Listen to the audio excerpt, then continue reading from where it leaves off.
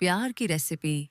श्यामलाल शहर के बीचों बीच अपनी छोटी सी चाय की दुकान चलाता था। उसकी चाय इतनी मशहूर थी कि सुबह होते ही दुकान के बाहर लाइन लग जाती थी। कोई अदरक वाली मांगता, कोई इलायची वाली, तो किसी को कम चीनी वाली स्पेशल कटिंग चाहिए होती। अरे श्यामलाल भाई, आज तो फिर भीड़ लगी हुई है। अरे भैया, ये सब आप लोगों का प्यार है। बस 2 मिनट दीजिए, आपकी गर्मा गर्म चाय तैयार है। वो हर ग्राहक को नाम से पहचानता था। किसी की तबीयत खराब हो तो हल्दी वाला दूध बना देता, किसी का मूड खराब हो तो फ्री में बिस्किट पकड़ा देता। अरे भाई, आपकी चाय में जो स्वाद है ना, वो कहीं नहीं मिलता। अरे चुप रहो रमेश, इतनी तारीफ मत करो वरना चाय महंगी कर दूंगा। सब हंस पड़ते। इसी बीच उसके 2 बेटे निखिल और समीर दुकान पर आ पहुंचे। निखिल शांत स्वभाव का था, लेकिन समीर को गुस्सा जल्दी आ जाता था। भीड़ देखकर समीर चिल्लाने लगा। अरे लाइन में खड़े रहो ना, इतना शोर क्यों मचा रखा है? सबको चाय मिलेगी। श्यामलाल ने प्यार से कहा, बेटा, ग्राहक भगवान होते हैं। अगर ये नहीं होंगे तो हमारी चाय किसे पिलाएंगे? प्यार से बात किया करो। समीर ने सिर झुका लिया, पर उसके चेहरे पर अब भी चिढ़ साफ दिख रही थी। शाम को घर पर भी इसी बात को लेकर हंसी मजाक हुआ। अरे समीर, तुम्हारे गुस्से से तो चाय भी कड़वी हो जाएगी। सब हंस पड़े, लेकिन अचानक माहौल बदल गया। श्यामलाल को सीने में दर्द होने लगा। उसका चेहरा पसीने से भीग गया। पापा, क्या हुआ? बेटा, थोड़ी घबराहट हो रही है। डॉक्टर बुलाया गया। डॉक्टर ने जांच करके कहा, इनको हल्का हार्ट अटैक आया है।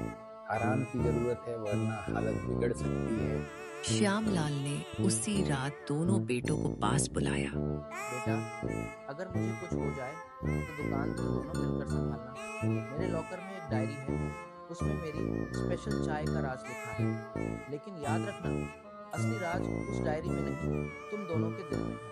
पापा, ऐसी बातें मत कीजिए। अगली सुबह श्यामलाल इस दुनिया को अलविदा कह चुका। दुकान कई दिन बंद रही। ग्राहक रोज आकर मायूस लौट। 13वीं के बाद निखिल ने कहा, चलो समीर, पापा की डायरी निकालते हैं। लेकिन लॉकर खाली था। समीर बोला। डायरी मेरे पास है। निखिल हैरान रह गया। ये पापा की आखिरी इच्छा थी कि हम साथ काम करें। मुझे अकेले ही नाम कमाना है, और अब ये दुकान भी मैं अकेला संभालूंगा। मुझे किसी की जरूरत नहीं। समीर गुस्से में बोला और अलग हो गया। अब समीर उसी दुकान में चाय बेचने लगा।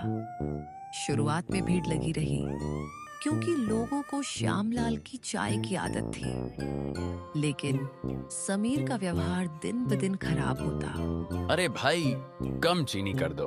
घर से बनाकर क्यों नहीं लाए? यहाँ होटल समझ रखा है। ग्राहक चुपचाप सहते रहे, पर धीरे धीरे तंग आने लगे। उधर निखिल ने छोटी सी नई दुकान खोली। उसके पास न डायरी थी, न स्पेशल फॉर्मूला, लेकिन वो हर ग्राहक से मुस्कुरा कर मिलता। आइए अंकल, बैठिए, आज अदरक थोड़ी ज्यादा डाल दूं। ग्राहक हैरान थे। अरे, स्वाद तो बिल्कुल वैसा ही है। धीरे धीरे लोग निखिल की दुकान पर आने लगे। वहां इज्जत थी, सुकून था। समीर की दुकान सूनी होने लगी। एक दिन गुस्से में समीर निखिल के पास पहुंचा। तूने मेरी रेसिपी चुरा ली, मेरे ग्राहक छीन लिए। निखिल ने शांत स्वर में कहा, मैंने तुम्हारी डायरी कभी नहीं देखी, लेकिन उसी लॉकर में एक चिट्ठी भी थी। शायद तुमने पढ़ी नहीं। चिट्ठी? निखिल ने पढ़कर सुनाया। मेरे बच्चों, अगर तुम ये पढ़ रहे हो तो समझ लेना कि मेरी चाय की डायरी से ज्यादा जरूरी एक बात है। असली स्वाद अदरक या इलायची में नहीं, असली स्वाद है व्यवहार में। अगर तुम ग्राहकों को इज्जत दोगे तो वही तुम्हें सिर आंखों पर बैठाएंगे। प्यार और एकता ही मेरी असली रेसिपी है। चिट्ठी सुनते सुनते समीर की आंखें भर आईं। भैया, मैंने बहुत बड़ी गलती की। पापा सही कहते थे, मैं सिर्फ फॉर्मूले के पीछे भागता रहा, असली राज समझ ही नहीं पाया। निखिल ने आगे बढ़कर उसे गले लगा लिया। अब हम मिलकर दुकान चलाएंगे। दोनों भाइयों ने फिर से साथ काम शुरू किया। समीर ने अपने व्यवहार को बदला। वो हर ग्राहक से मुस्कुराकर बात करने लगा। कुछ ही दिनों में दुकान फिर से शहर की सबसे पसंदीदा चाय की दुकान बन गई। श्यामलाल तो चले गए, लेकिन उनकी असली रेसिपी आज भी जिंदा और है। वो रेसिपी थी प्यार, सम्मान और एकता। कहानी खत्म, लेकिन सीख हमेशा याद रखने वाली।